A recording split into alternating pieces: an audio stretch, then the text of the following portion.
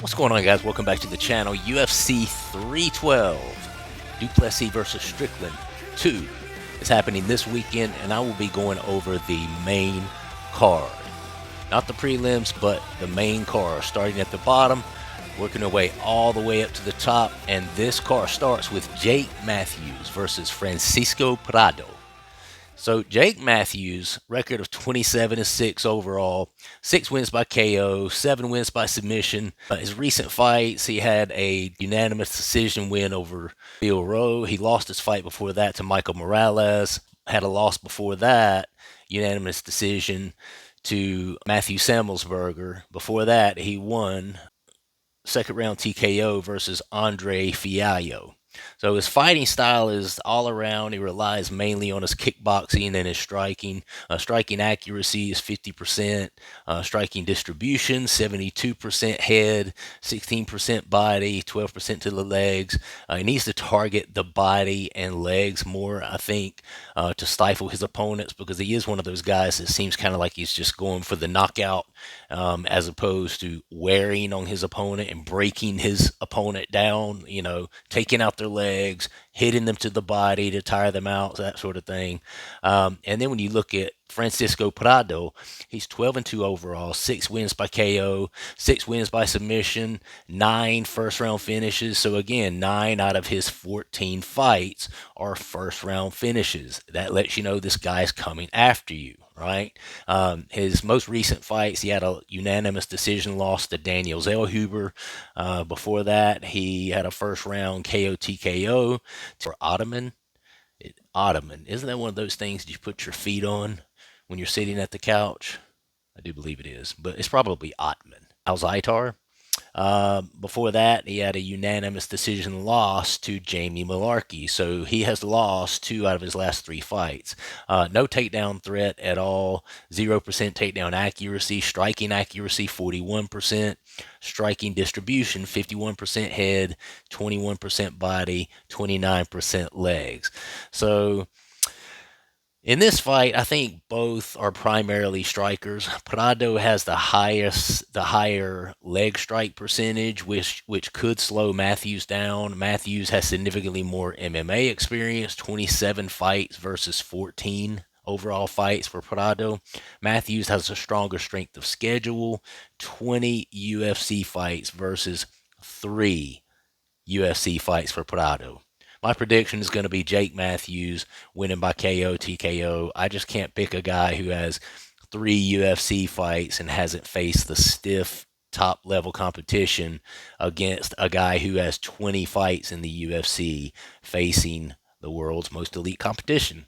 So going Jake Matthews, KO, TKO in the second round. Moving on up the card, we got Jimmy Crute versus Rodolfo Bellato. Jimmy Crute has a record of 12-4 overall.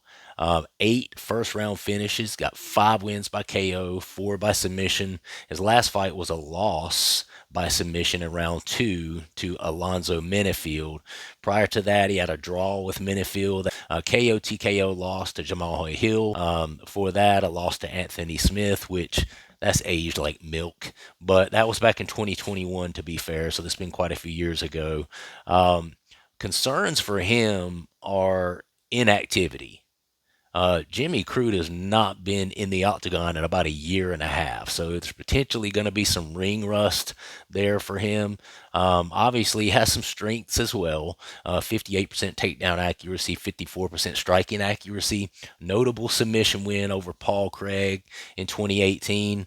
Again, this is 2018, but everybody knows Paul Craig is definitely a strong jiu-jitsu guy. He is a submission threat. Well, Jimmy Crute submitted Paul Craig. So that must mean that he has at least decent to good jiu-jitsu, right? Otherwise, you would not be submitting Paul Craig. So in my opinion, he is going to have to lean on his ground attack here, is Jimmy Crute. He's going to have to leverage his jiu-jitsu skills to beat Rodolfo Bellato, because Rodolfo Bellato, 12-2 overall, 7 wins by KO. So 14 fights, and half of them are KO finishes. 8 of them are first round finishes. Okay, so he's obviously a very aggressive fighter with knockout power. His strengths are predominantly he's a head striker. 76% of his total strikes are to the head. 52% of the strikes are on the ground, so he is pretty effective at ground and pound. 100% takedown defense. So that could potentially be a problem for a guy like Jimmy Crute, who was able to submit Paul Craig. If Jimmy Crute cannot get down Rodolfo Bellato, then he's going to be stuck on his feet with a guy who has 100% takedown defense and 62% striking accuracy. 25% takedown accuracy, only 8 takedown attempts. So, Bellato's not going to be looking to take down anybody. I think he's going to be looking to stay on his feet here. It's Jimmy Crute that's probably going to be looking to try to pull this to the ground. Having that 2018 submission win over Paul Craig, he obviously probably is going to feel like he has an advantage there in this situation. Crute's best chance is to try to get this fight to the ground, but Bellato's 100% takedown defense is going to make that difficult. Crute is at a disadvantage on the feet against Bellato's power and striking accuracy. Crute's inactivity and potential ring rust are further concerns for me. I believe Bellato is going to win this KO TKO, maybe sometime in the second round. Crute may get rocked early, potentially survive the first round, try to get some takedowns. That 100% takedown defense is going to kick in for Bellato. I think he can't get him down and keep him there. And then the second round, he finally gets caught and finished.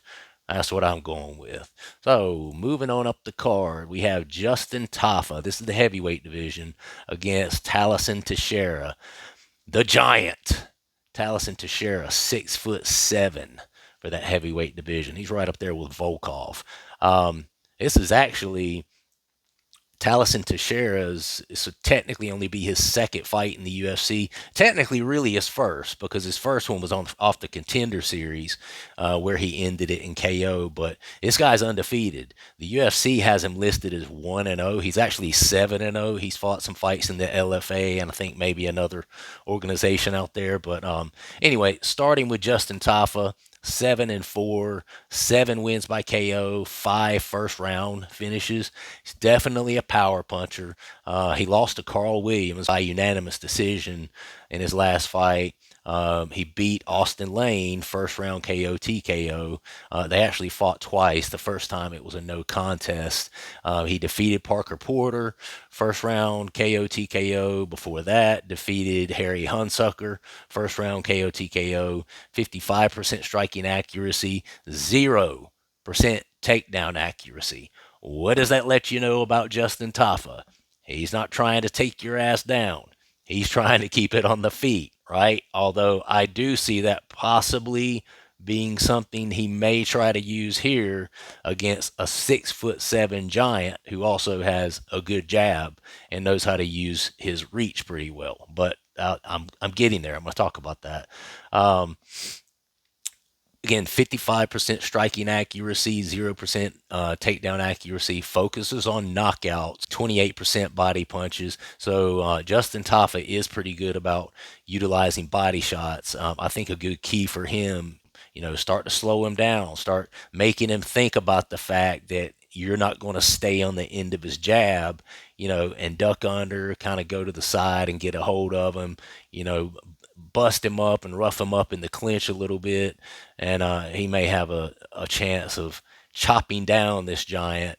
Talison Teixeira, like I said, 7-0, 6'7", significant height advantage for this heavyweight division, undefeated, good knees up the middle, good striking for a guy his size, 55% striking accuracy, primarily head strikes, 69% of his strikes are head strikes, 24% are leg kicks. He does have some pretty good leg kicks. When I was watching his highlights, and I've seen him hurt guys with those.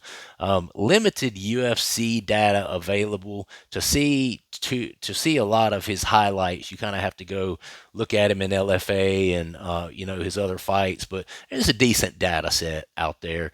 He's not a grappler. He's looking to keep it on the feet. He's looking to utilize that height and reach advantage that he has, and it's obvious. when he fights, effectively uses that reach advantage, stays on the outside with the jab. His fight on the Contender Series, he actually won that via KO as well. So this is one of those that it's going to be a stand-up war, but I think that Justin Tafa may kind of change his mind on that somewhat quickly once he gets in there and realizes that, holy shit, I can't hit this guy from where I'm at, and he can hit me from way over there. Like go gadget arms, right? This guy's 6'7" is Teixeira. So I think when he starts to really get hit by that jab, I think you could see Justin Tafa changing his game plan just a little bit. Now, Justin Tafa is a very, very powerful KO puncher. To be fair, any of these guys in the heavyweight division can put you out, right? I mean, they're big guys. So it's really hard to say with this one because obviously Justin Tafa is going to be a step up in competition. You know, we know the best MMA fighters in the world are in the UFC. So I'm not saying there are not some good ones in other organizations. I'm not saying that, but the UFC is the big leagues, right? And you can only kind of assume that if he's only had one fight in the UFC and that was on the Contender Series, that Teixeira's previous fights have not been to the level of a guy like Justin Tafa. Okay? Now, with that said, I do think that he's still going to be able to get this done. But I think it's going to be a little harder than he might think because you got a guy like Justin Tafa who's got quite a bit of experience and he's got a lot of experience fighting top level guys. I don't know how much experience he has fighting guys who are 6'7". I don't think he has that much, you know. But I mean, everybody's big when you get in this heavyweight division, but you know, Justin Toff is probably something more like 6'3", you know, maybe 6'4", if that. He's definitely nowhere close to 6'7", so he's going to have to be careful there. He's going to have to figure out a way to kind of get in on the inside and get inside the range of Teixeira. My prediction for this, I think Teixeira is kind of favored due to his reach and striking ability, to be honest. Toffel will likely struggle getting inside Teixeira's reach. I'm going to say first round KO TKO. I'm going to say he catches Justin Tafa off guard. He obviously has quite a few KOs, and he's obviously a very powerful guy at 6'7". And when you get up against someone who's not only 6'7", but they know how to use that reach to their advantage, man, it's a hard night, and I think it's going to be a hard night for Tafa. I think he's going to get in there. I think he's going to get caught quick, early, and often.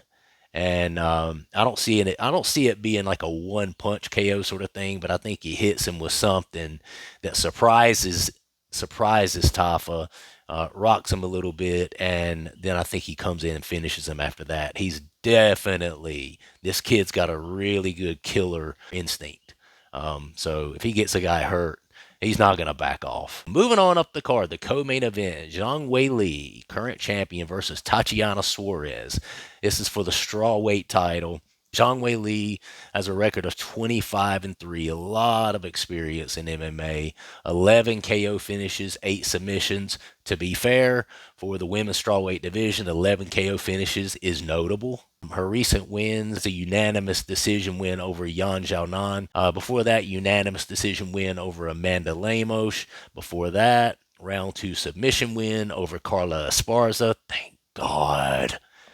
Can't stand Carla Esparza. Back-to-back losses before that to Rose Namajunas. That's really the only notable fights that she's lost is to Rose Namajunas.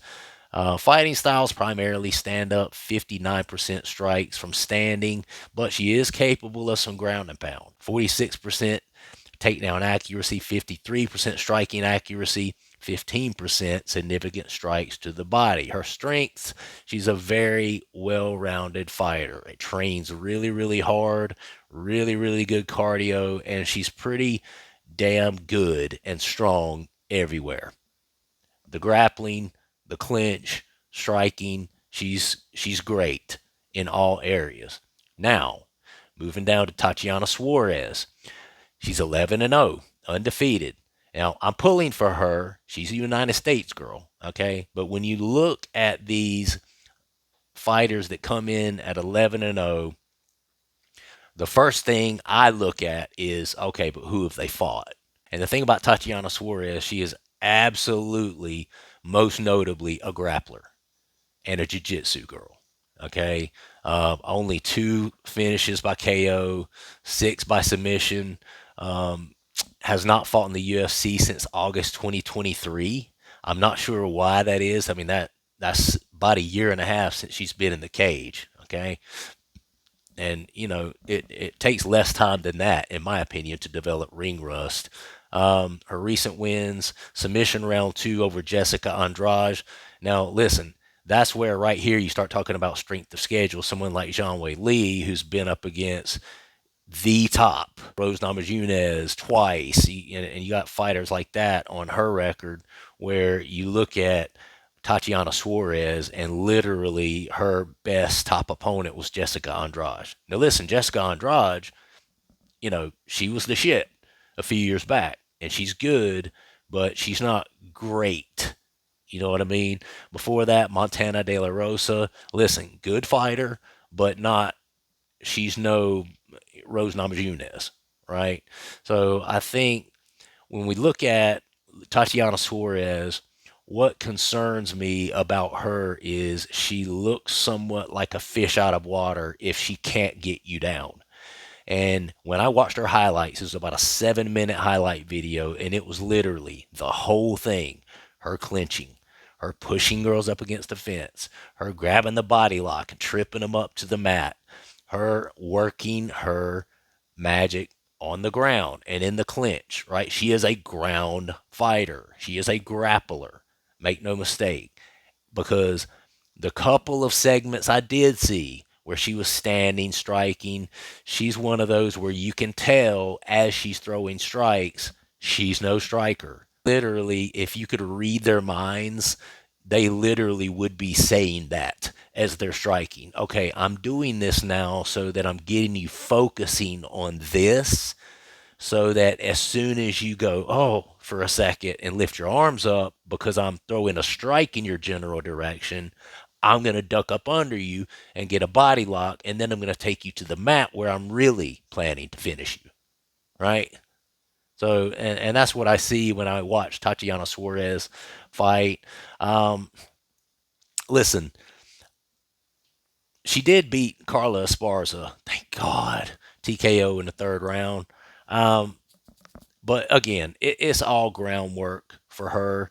And my analysis of this fight is that Suarez's strength of schedule is a concern for me. Suarez's striking is a significant weakness compared to Wei Li. Wei Li's strength and takedown defense will be key factors. My prediction is Wei Li wins this by unanimous decision, gives Tatiana Suarez her first loss. Suarez likely will struggle, I think, to get Wei Li down. Now, listen, if she's somehow able to get Wei Li down, then she could potentially win this fight and remain undefeated. But she's not faced anyone like Zhang Wei Li. And Zhang Wei Li, there's a video out there of her doing a high crotch and picking up heavyweight fighter Francis Ngannou. So this is a very strong woman. Dynamite comes in small packages, and if she can high crotch pick up in the air Francis Ngannou, I find it very difficult to imagine that 5'5" Tatiana Suarez would be able to take her down if Wei Li does not want her to. Okay, now Wei Li's not necessarily a ground fighter. She's pretty well rounded everywhere, but she's good on the ground, and she's strong there, and she's quick, and she's got good ground and pound. She's got good takedown defense. I just think that Suarez is going to be diving for legs, diving for the body, trying her best to get it in her world, in a grappling world, and I just think she's not going to be able to do that. And I think that at that point, she's going to be stuck on her feet with a very well trained kickboxer in Zhang Wei Li. And I think she's going to end up getting pieced up to a unanimous decision, or maybe, possibly, a ground and pound finish, maybe by round 4 for Zhang Wei Li. Either way, Zhang Wei Li, I believe, is winning this fight. Zhang Wei Li is giving Tatiana Suarez her first loss. Moving on up, the main event, Dricus du Plessis versus Sean Strickland 2 in the middleweight division. Previous match was close and, depending on who you ask, somewhat controversial. Dricus du Plessis 22-2 overall, current 10-fight winning streak, 9 knockouts, 11 submissions. His last fight, he defeated Israel Adesanya via submission in the 4th round. Fight before that, defeated Sean Strickland via very close, very controversial split decision. Other notable wins for him, Robert Whitaker, KO TKO. Before that, KO TKO over Derek Brunson. Then at that point, you're getting back into Darren Till, moving up to middleweight and fighting him, which actually Darren Till looked okay in that fight. Yeah, that fight for Darren Till, even though he lost it, now, knowing what we know now, that fight has aged pretty well for Darren Till, because, at that time, I don't think we really knew how dominant Dricus would become as a fighter and then eventually a champion. So, I mean, I think that's something Darren Till can hang his hat on, because he actually looked pretty decent in that fight until he didn't, right? But either way, takedown accuracy 50%, striking accuracy 49%, strengths are submissions, size. He definitely, I think, has a strength and a physical advantage over most guys in the middleweight division. He's not a slow guy either, but I definitely think he's stronger. He's jacked, Dricus is a big dude. He's well muscled, but don't let the being well muscled fool you. You tend to think guys who are really well muscled don't have good cardio and get tired out quicker. Nah, that's not Dricus. That's not Dricus at all. He's one of those guys that can keep going and keep going and keep going. That's really, really good cardio for a guy who's bulked up as he is. I think his potential strategy here, in order to get a more dominant win over Sean Strickland this time, would be to utilize his grappling and his takedowns. And to kind of avoid the striking exchanges with Sean Strickland, because I think last time we looked at this, and I think the reason it was a split decision and the reason they couldn't really give it to Strickland is because he didn't do enough offensively, right? But looking at, one of the reasons I think a lot of people looked at it and were like, what? They gave Dricus that fight? Is because the damage at the end was more being worn by Dricus. Like, Dricus looked worse, right? He looked like he had gotten his ass beat, just to be quite frank. And, Strickland, he looked like he had been in a fight as well, but Dricus looked worse. So I think to some people, depending on how much merit you give to damage-based scoring, I think a lot of people, that's why they were like, oh, no, Strickland won that. Did you see Dricus' face? But then when you add everything else up, octagon control, punches landed, takedowns, when you add all of the other scoring criteria up, then you can say, okay, yeah, well, I see how they could give that to Dricus, or at least a couple of the judges could give it to Dricus, right? But I think he needs to use his grappling in this fight if he wants to get Sean Strickland out of there this time. So as far as Sean Strickland, listen, he's American. I'm American, born and raised here. I have to pull for Sean Strickland. As much as I like Dricus du Plessis, I think he's an awesome, honorable champ. I think he's a great fighter and seems like a great person as well. I love the South African, but being an American guy, I gotta pull for the hometown guy. I gotta pull for the American. I just wouldn't feel right if I did it. And I don't even really agree with everything that Sean Strickland says or does. He is somewhat controversial outside of the cage, but as far as being the fighter that he is, an American fighter, got to go with Sean Strickland. He's 29-6 overall, 11 KO finishes, 4 wins by submission, 9 first-round finishes. His last fight, he defeated Paulo Costa, which that was a split decision. Again, You look at Sean Strickland's last 9 fights, 3 of them were split decisions where either he won via split decision or he was on the wrong end of a split decision. And I'm going to tell you in a second why I think that is. Okay. Uh, his fight before Paulo Costa, he obviously lost to Dricus du Plessis via split decision. Other notable fights, he defeated Israel Adesanya for the belt. That was a unanimous decision. Before that, he defeated Abus Magomedov. Um, Abus Magomed Ankalaev. Now listen, Abus, he blew his load in the first round, basically. Then he got tired, and on to the second round, Sean Strickland started to amp up the pressure a little bit, and that's what I want to say about Sean Strickland.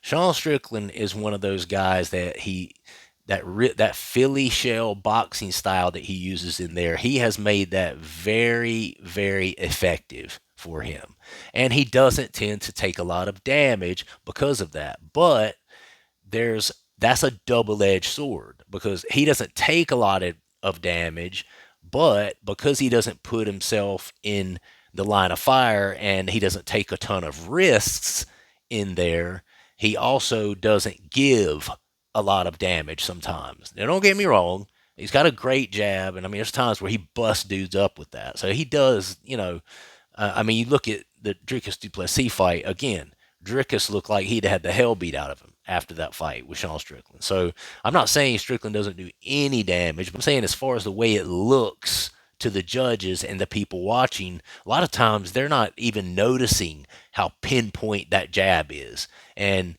it looks like very uneventful. Straight, it's not big, wild, slinging movements like Dricus does. A lot of times Sean is doing deceivingly more damage than what it looks like. You know what I mean? Just that straight, pinpoint, but hard, stiff jab.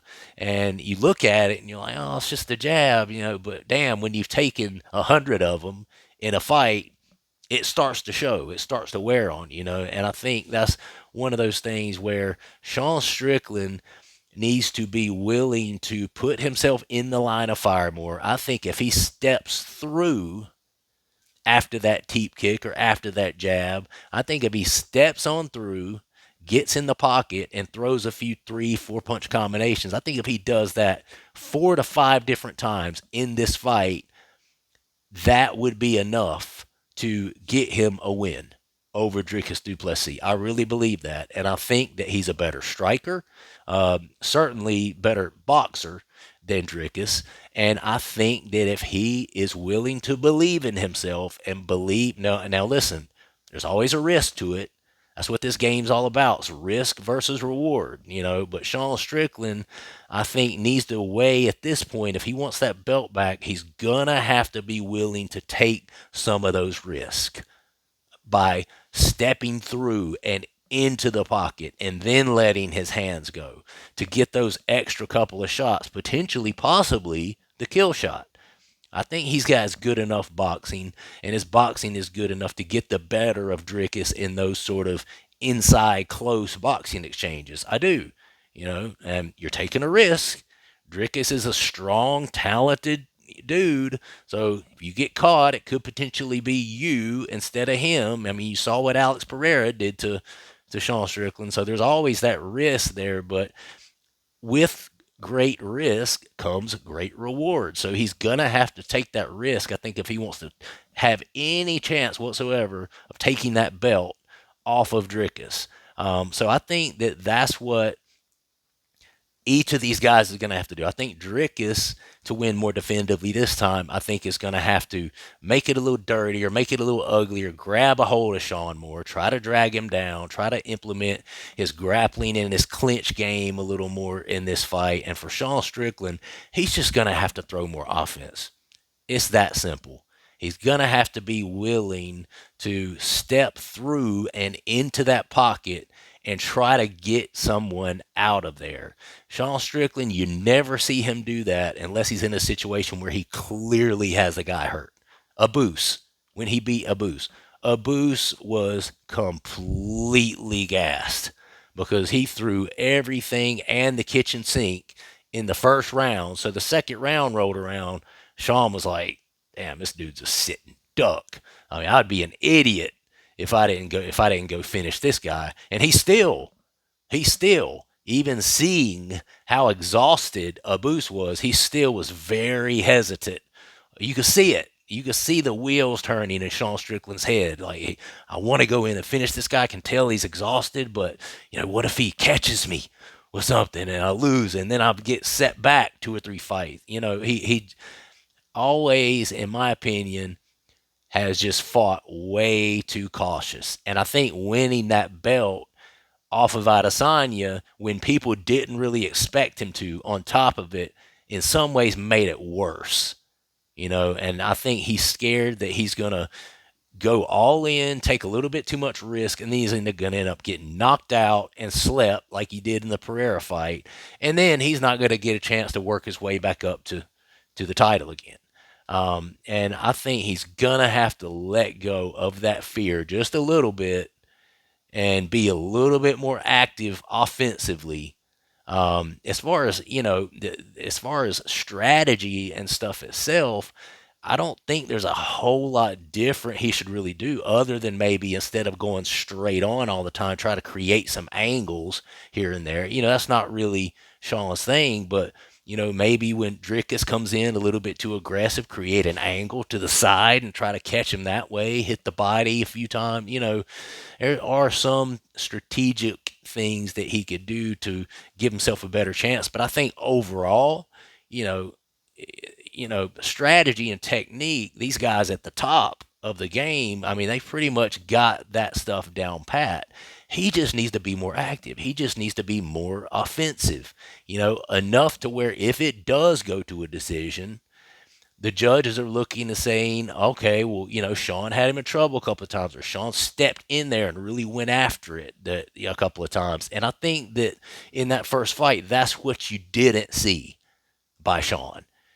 Sean was obviously piecing him up with a jab. He obviously hurt him several times with a lot of those shots. And likewise, Dricus hurt Sean a couple of times as well. But I think at the end of it, and they said to themselves, Dricus definitely wanted that shit more.